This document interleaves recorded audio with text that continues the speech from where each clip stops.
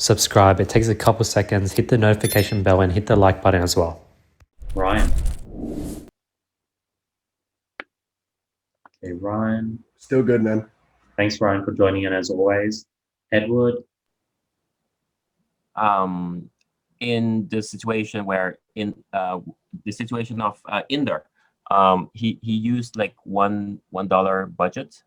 What is the difference between $1 and $5 budgets per asset?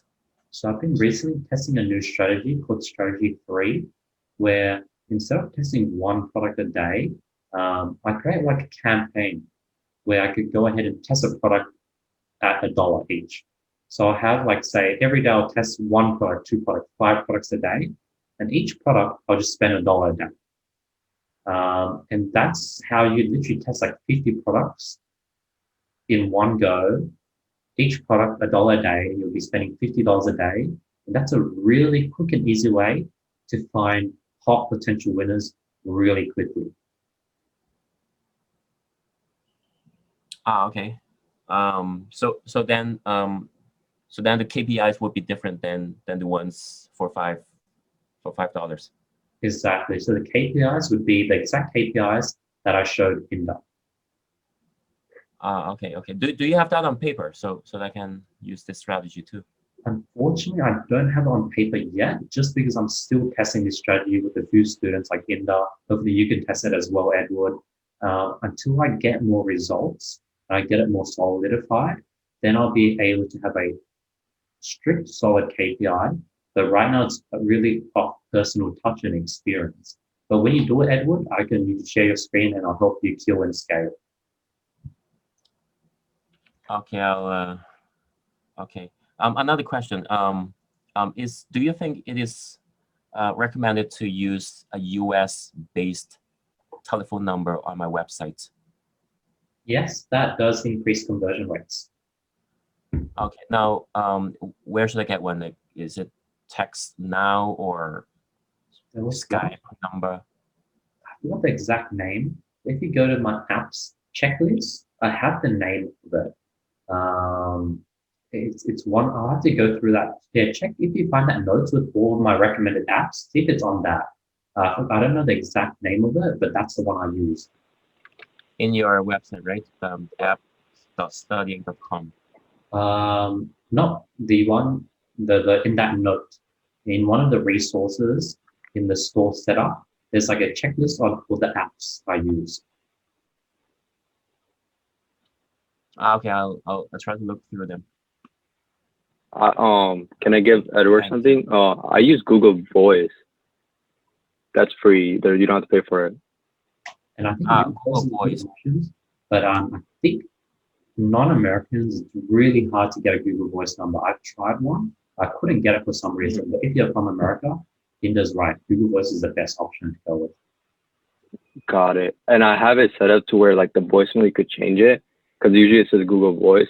You just change it to like use it Google Translate and say like, oh, email us at our email. That's all it is. Because it's more like when someone's scrolling through, more like psychology thing. Oh, they have a number. I'm just gonna buy from them just in case if there's a problem. That's a good tip. That's a good tip. Putting in a voice message, they can use Google Translator to dictate for you. Tell them to just send you an email. That's a good tip in that. Thanks for sharing. Now, No worries. Got it. If I use a US-based number, do you think, or how many % of the customers will call you? Would you know, is there like a call history on like the amount of people calling you? Well, I usually get like about 3 calls. I used to get about 3 calls, but since I changed it to email me only, I barely get any calls. Like I have my notifications on.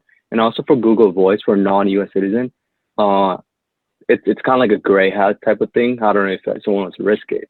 You could actually buy 20 plus Google Voice accounts for like, I forgot how much. I used to buy them for Twitter and stuff. You could buy 20 plus Google Voice accounts and they're all verified by US numbers. So you could and you could buy bulk of them. You could just sell it to everyone that needs it. I don't know if you want to do that. Oh, wow. That's super cool. I did not know that's something people can do. Yeah, you could buy anything pretty much. That's super cool, Linda. Thanks for sharing. So I guess, Edward, you can buy a Google Voice number then. Now a question about if I do get a US based telephone number, um, w- um, if let's say I'm sleeping, how can I how can I answer the phone? I So, mean, as Inder said, he just sends everyone straight to voicemail. He doesn't pick up the phone calls. so actually you would make a recording, and then when people call you, then the recording will play. And the recording would tell them to send an email at edward@storename.com. Excellent, excellent. Okay, got it. Thank you. And I use Google Translate, like the language or whatever. You just type out whatever you want to say, and it sounds a little bit more professional relative to anything else you're gonna say. Now about Google Translate. So if I type a sentence, will you get like an audio file? No. You actually, Oh, yeah, you won't. I just use a speaker. yeah, that's what I was thinking. Because you would put your phone or you open up Google Voice. Is Google Voice on your phone or is it on your computer? It's on your phone, right? Or you could do both. You could get the Google Voice app, or another thing you could do, you could just type in voice, text to voice speech MP3 on. There's plenty of websites, and you could just whatever voice you want to use. But that's just going the most. To limit your time, just use Google Voice and use a different phone or speaker and just do it. It'll be fast and done, and it's free. On the speaker or microphone. Okay. That's the best way. And then I think, as you're right, Inder's right. There's a lot of these free websites. Just search text to audio, text to speech. And a lot of these websites will be able to give you an MP3. Now in there, how much do you pay for Google Voice? Oh, it's free. It's free for United States. Oh, only for Americans. Oh, well, I don't know about because Andy said yesterday it didn't work for him. For United States, if you go on a Google Voice number, it's free, but you could buy verified Google Voice numbers. Okay, I'll check. I'll look into that. Thank you. Got it. And then I think the cost is, I don't remember the exact cost. I think it's usually under like $5 or $10, but you don't want to overpay over 10. But I'll double check, and next call I'll probably tell you the exact amount. Okay, thank you. Got it. Andy, you have a question if no one else.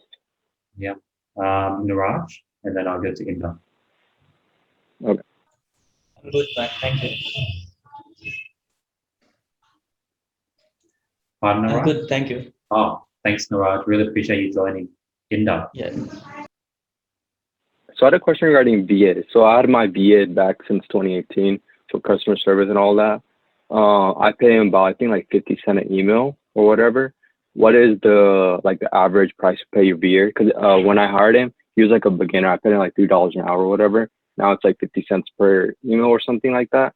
Or I think $50 for 6-7 emails. I think it's something like that. But that, and also, I mean, that's the first question. You could answer that one.